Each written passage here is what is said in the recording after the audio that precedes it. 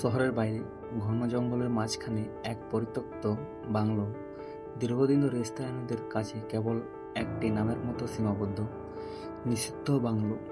লোকেরা বলে কেউ সেখানে প্রবেশ করলে আর ফিরে আসে না। আজও সেই বাড়ির রহস্য আজও উন্মোচিত হয়নি।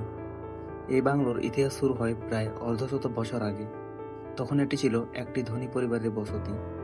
বাড়ির মালিক ছিলেন একজন ব্যবসায়ী, যিনি শহরের বাইরে বড় জমিতে এই বাংলোটি বানিয়েছিলেন। বাইরের দৃষ্টিতে বাড়িটা সাধারণ মনে হলেও ভিতরে প্রবেশ করলে অদ্ভুত ও অস্বাভাবিক কিছু ঘটত। এমনই অনেক গোপন কাহিনী স্থানীয়দের মুখে মুখে ছড়িয়ে পড়েছিল। প্রথমবারের মতো সমস্যা শুরু হয়েছিল এক ঝড়ের রাতে। প্রতিবেশীরা জানায় ঝড়ের শব্দের মাঝে সে বাংলোর বাতি জ্বলছিল না, কিন্তু হঠাৎ এক আলো ঝলকে উঠছিল বাড়ির ভেতর থেকে।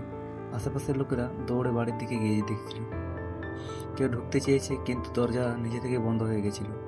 তারপর ঘটল প্রথম নিখোঁজ হওয়া ঘটনা। এক যুবক, নাম তার অরুণ, বন্ধুদের সঙ্গে চ্যালেঞ্জ হিসেবে বাংলোতে প্রবেশ করলো। বন্ধুরা বাইরে অপেক্ষা করছিল। অরুণ ঢুকলো, কিছুক্ষণ পর আওয়াজ আসলো না। বন্ধুরা দরজা খুলে ভেতরে ঢুকলো। অরুণ নেই, শুধু ভাঙা মেঝে ও কিছু কাগজপত্র ছড়ানো। তদন্ত শুরু হয়। পুলিশ, স্থানীয় প্রশাসন, এমনকি পাগল ও অভিশপ্ত বাড়ির বিশেষজ্ঞরা ঘটনাস্থলে আসলেও কোনো চিহ্ন পাওয়া যায়নি। বাড়ির সমস্ত দরজা, জানলা, আসবাবপত্র, এমনকি শিলার ভাঙা অংশ আগের মতো। কেউ ভাবতে পারতো না একজন যুবক একদিনের মধ্যে কোথায় হারিয়ে যেতে পারে। এরপর আরও নিখোঁজের ঘটনা ঘটতে থাকে। প্রতিবেশীদের মধ্যে আতঙ্কের ছায়া পড়ে। কেউ কেউ রাতে ঘন জঙ্গলের পাশে পায়ের আওয়াজ শুনতে পায়। কেউ কেউ বাড়ির ভেতর থেকে কানে ফিসফিস শব্দ শুনেছে, কিন্তু কেউ সেখানে প্রবেশ করতে সাহস পায়নি।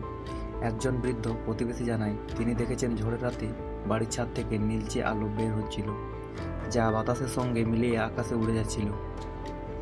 এটি কোনো বাতি ছিল না, তিনি বলছিলেন এটি যেন মাটির ভেতর থেকে আলো বের হচ্ছিল। যারা বাড়িতে প্রবেশ করেছেন তারা সবাই ভয়ে ও আতঙ্কের গল্প নিয়ে ফিরেছেন। কেউ কেউ বলেছে দেওয়ালের ছায়া মানুষের মতো রূপ ধারণ করছিল। আবার কেউ মনে করেছে নিজের পায়ের আওয়াজ অন্য কেউ করছে। বাড়ির ভেতরের ঘরগুলো ঘুরতে ঘুরতে অদ্ভুতভাবে পরিবর্তিত হতো। বছর দুই আগে স্থানীয় সাংবাদিকরা বাড়িতে প্রবেশের প্রচেষ্টা করেছিলেন। তাদের ক্যামেরায় দেখা যায় ঘরের ভেতরে কিছু কোণ থেকে হঠাৎ কুয়াশার মতো ছায়া বের হচ্ছে, যা মুহূর্তের মধ্যে মিলিয়ে যায়। যিনি ক্যামেরা ধরেছিলেন তিনি কয়েক ঘন্টার মধ্যেই অচেতন হয়ে পড়েন। লোকেরা বিশ্বাস করে এই বাড়ি অভিশপ্ত। কেউ কেউ বলেন এটি কোনো প্রাচীন অভিশাপের ফল। কেউ কেউ মনে করে এখানে প্রেতাত্মার আবাস। আবার কিছু মানুষ বলেন এটি শুধু মানুষের কল্পনায় ছায়া, কিন্তু স্থানীয়রা এড়িয়ে চলে। রাতে কেউ সেখানে যায় না।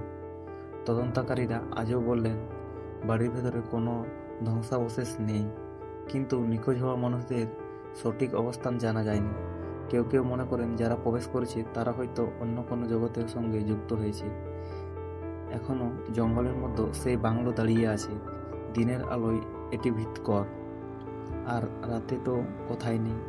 লোকেরা কেবল গোপন চোখে তাকায়। কেউ যদি প্রবেশ করে হয়তো আর ফিরে আসবে না। এই বাংলোর রহস্য আজও অমীমাংসিত। শোনো, যদি তুমি একদিন শহরের বাইরে জঙ্গলের মধ্যে সেই বাড়ির পাশে দাঁড়াও, হয়তো তুমি সেই নীরবতার মধ্যে অদৃশ্য নিখোঁজের ছায়া দেখতে পাবে। নিষিদ্ধ বাংলো, যেখানে কেউ প্রবেশ করে ফিরে আসেনি, আজও সে রহস্য ঘন জঙ্গলের অন্ধকারে চুপচাপ অপেক্ষা করছে। তোমার কৌতূহল কি তোমাকে সেখানে টেনে নেবে?